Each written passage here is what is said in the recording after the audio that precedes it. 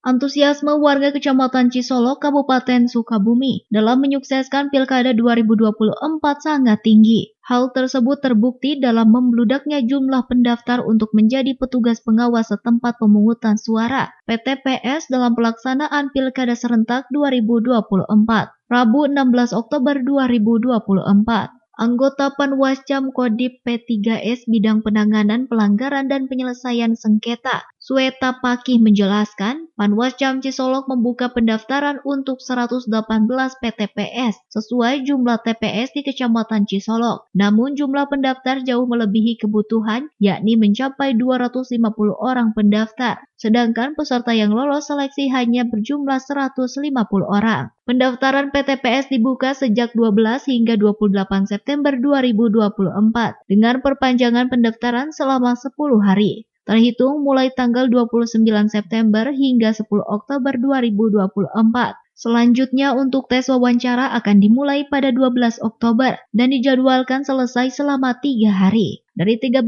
desa yang ada di wilayah Kecamatan Cisolok. Sementara untuk masa kerja efektif PTPS berlangsung dimulai 23 hari sebelum pemilihan hingga 7 hari setelah pemilihan. Para pengawas ini akan diberikan pembekalan terkait wawasan penyelenggaraan pemilu, tugas pokok dan fungsi sebagai PTPS, serta cara menyelesaikan sengketa di TPS. Setelah hari terakhir, di mana kami Panwascam Kecamatan Cisolok mengadakan tes wawancara untuk calon PTPS. Dari data kebutuhan yang kami butuhkan di Kecamatan Cisolok itu sebanyak 118.